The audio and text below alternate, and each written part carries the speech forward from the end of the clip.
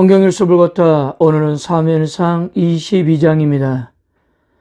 다윗은 하나님께서 기름 부어 세우신 왕이었지만 그의 현실은 계속 도망가야 하는 비참함의 연속이었습니다. 하나님께서 그에게 크신 은혜를 주셨고 그의 머리에 기름을 부으셨지만 그러나 그의 길에는 계속 고난과 역경이 이어졌습니다. 그러나 분명한 것은 그 길은 하나님의 은혜를 경험하는 길이었다는 거예요. 처음 사울을 피해서 도망해야 하는 상황이 감당하기 어려웠을까요? 같은 민족 사울보다는 원수가 더 안전하다고 생각했는지 그는 블레셋으로 망명하기로 결정했습니다. 그러나 그것은 큰 실수였음을 깨닫고 다시 돌아와 아둘람에 머물게 되었습니다. 1절과 2절입니다. 그러므로 다윗이 그곳을 떠나 아둘람 굴로 도망하매 그의 형제와 아버지의 온 집이 듣고 거리로 내려가서 그에게 이르렀고 환난당한 모든 자와 빚진 모든 자와 마음이 원통한 자가 다 그에게로 모였고 그는 그들의 우두머리가 되었는데 그와 함께한 자가 400명 가량이었더라. 다윗이 아둘람으로 피한 것은 구속사적으로의 의미가 있었습니다. 창세기 38장에서 유다는 요셉을 미디안 상인에게 팔아 넘긴 후 잠시 아둘람 사람 히라와 함께 거했고 며느리 다말과의 관계된 이야기가 바로 아둘람에서 있었던 일입니다.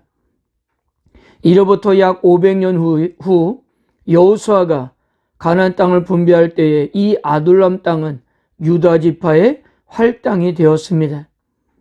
이렇게 유다 지파와 아둘람 사이의 인연은 다윗이 아둘람을 은신처로 삼으면서 그 절정에 이르고 있는 것입니다. 비록 다윗에게 모인 사람들이 오합지졸 같은 허잡한 무리들이었지만 이 굴 속에서 다윗의 왕국이 준비되고 시작하고 있었기 때문이에요. 다윗의 나라가 여기서부터 태동되고 있었던 것입니다. 그리고 다윗의 나라가 이루어지고 있는 이러한 그림은 신약시대의 예수님을 통해서 이루어질 하나님의 나라를 예표하기도 합니다. 자, 이렇게 모인 사람이 400명이었고요. 내일 23장으로 넘어가면 600명으로 늘어납니다. 지금 아둘람에 있는 다윗에게 모여든 사람들의 숫자는 여자들과 아이들이 포함되지 않는 숫자예요. 순수하게 20세 이상의 남자들만이 계수된 숫자입니다. 그래서 여자들과 아이들까지 포함하면 약 1000명이 넘는 숫자였을 거예요. 생각해 보세요. 다윗이 사울을 피해 도망다닌 기간이 무려 13년이거든요. 하나님께서는 다윗 한 사람만을 13년 동안 지키신 것이 아니었어요. 13년 동안 다윗과 함께하고 있는 사람들을 사울 왕에게서 지키셨던 것입니다. 이것이 어찌 사람이 할 수 있는 일이겠습니까? 역시 하나님이시기 때문에 가능했던 일이었어요. 하나님께서는 13년 동안 이 조그만 땅덩어리에서 그 인원들을 먹이시고 보호하시고 지키셨다는 거예요. 아마도 다윗은 여기에 대한 확신이 있었던 것일까요? 노베에 있는 제사장들이 모두 사울에게 죽임을 당할 때 겨우 탈출한 아비아달에게 다윗은 이렇게 말했습니다. 23절입니다. 두려워하지 말고 내게 있으라. 내 생명을 찾는 자가 내 생명도 찾나니 내가 나와 함께 있으면 안전하니라 하니라. 그러므로 이런 상황에서 다윗이 하나님을 얼마나 신뢰하고 의지했는지 모릅니다. 그가 아둘람 굴에 있을 때 지었던 시편들이 있는데요. 그 중에 시편 142편 1절에서 5절까지 다윗은 이렇게 고백했어요. 내가 소리내어 여호와께 부르짖으며 소리내어 여호와께 간구하는도다. 내가 내 원통함을 그 앞에 도로하며 내 우환을 그 앞에 진술하는도다.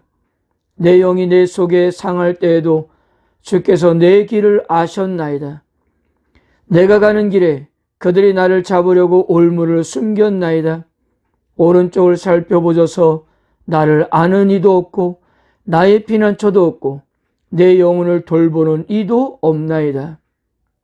여호와여, 내가 주께 부르짖어 말하기를 주는 나의 피난처시요 살아있는 사람들의 땅에서 나의 분깃이시라 하였나이다. 자, 이렇게 하나님을 간절하게 찾는 다윗에게 하나님은 선지자 갓을 보내 다윗이 어떻게 해야 하는지에 대해서 말씀하셨습니다. 5절입니다. 선지자 갓이 다윗에게 이르되 너는 이 요새에 있지 말고 떠나 유다 땅으로 들어가라. 다윗이 떠나 헤렛 수풀에 이르니라. 사항이 아무리 불리해도 다윗은 하나님이 이스라엘 왕으로 세우신 자였습니다. 그러므로 그가 있어야 할 자리는 바로 이스라엘 땅이었던 거예요. 자, 근데 문제는 다윗이 다시 이스라엘 한복판으로 들어간다는 것은 결코 쉽지 않은 사항이었습니다. 이제 자기 혼자가 아니라 1000명이 넘는 인원과 함께 움직여야 했기 때문이에요. 이것은 마치 사울에게 나 여기 있으니까 날 잡아가세요 하는 것과 다를 바가 없었기 때문이에요. 그래서 유다로 들어가면 발각되는 건 시간 문제였습니다. 근데 여기에 다윗은 순간이라도 어떻게 할까라고 고민하지 않았다는 거예요. 무모해 보였지만 하나님 말씀에 기꺼이 순종하고 유다 땅으로 들어갔습니다. 자, 6절을 보세요. 사울이 다윗과 그와 함께한 사람들이 나타났다 함을 들으니라. 다윗이 유다로 들어가자마자 금방 그 소식이 사울의 귀에 들어갔습니다. 아마도 다윗은 이러한 것을 다 알고 있었음에도 하나님 말씀을 듣고 그대로 순종했던 것입니다. 그가 어느 상황에 있든지 하나님의 보호 아래 있는 것이 가장 안전하다고 믿었기 때문이었어요. 6절을 다시 볼까요? 사울이 다윗과 그와 함께 있는 사람들이 나타났담을 들으니라. 그때 사울이 기브아의 높은 곳에 손에 단창을 들고 에셀나무 아래에 앉았고 모든 신하들은 그의 곁에 섰더니. 지금까지 사울의 모습에서 한 가지 인상적인 것은 그의 곁에는 항상 단창이 있었다는 것입니다. 왕궁에서도 손을 뻗으면 닿을 수 있는 곳에 항상 단창을 두었어요. 이것으로 몇 번이고 다윗을 죽이려 하지 않았습니까? 그리고 언제나 단창을 들고 다녔습니다. 이렇게 된 것은 그의 마음의 두려움 때문이었을 거예요. 즉, 단창이라도 들고 있지 않으면 불안해서 살 수가 없었던 거예요. 그리고 창이라는 것은 자신을 보호하는 도구라기보다 다른 사람을 죽이는 도구라고 하죠. 사울은 일평생 일관된 목적은 누구를 죽일 것인가였습니다. 평생을 사람을 살리는 쪽의 삶이 아니라 죽이는 쪽의 삶을 살아갔던 것입니다.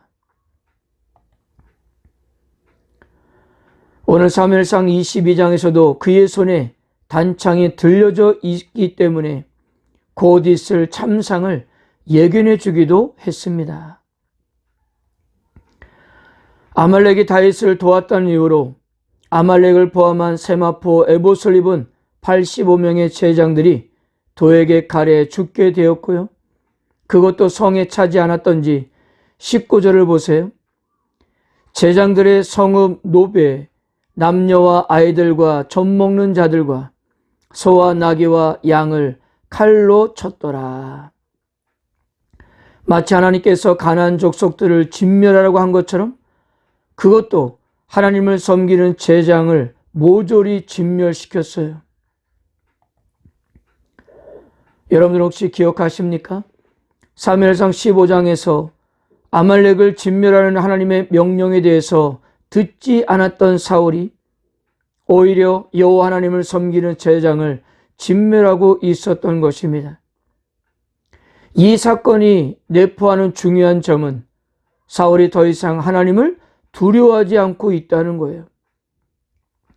여호와의 제장들을 아무런 두려움 없이 죽였다는 것은 바로 여호와 하나님에 대한 그의 마음의 자세였던 거예요. 그리고 하나님의 제장을 죽임으로써 사울은 하나님의 원수가 되었던 것입니다. 사랑하는 성도 여러분, 오늘 사무엘상 22장에서 다윗과 사울의 모습을 비교해 보면 상황은 분명 사울이 왕으로 다윗을 쫓고 있는 상황이지만요, 그 속에서 드러나는 상황을 들어보면 다윗은 사람들에게 인정받고 명성을 얻고 있는 반면 상대적으로 사울은 사람들에게 신뢰를 잃어가는 것을 볼 수 있습니다. 다윗은 비록 도망자의 신세가 되었지만 믿음으로 절제하고 인내하고 하나님만을 의지했습니다. 비록 힘들지만 어떠한 일들을 만나더라도 그것을 다 믿음으로 해석했습니다. 시편의 내용들은 모두 사건들 속에서의 믿음의 해석들이었던 거예요. 이것을 사람들은 보고 있었을 거예요. 그런데 여기에 비해서 사울은 어떻습니까? 현재 자신의 왕권을 지키는 것만이 그의 최대의 목적이었습니다. 그래서 조금이라도 걸림돌이 된다고 생각하면 가차없이 권력을 남용하고 있었던 것입니다. 이런 사울을 누가 존경할 수가 있었겠어요? 사랑하는 성도 여러분, 현재 우리에게 다가오는 어려움과 고난을 어떻게 생각하십니까? 물론 당장의 어려움 때문에 힘들고 어려울 것입니다. 그러나 분명한 것은 이 어려움과 고난과는 비교되지 않을 유익을 하나님은 준비하고 계신다는 사실입니다.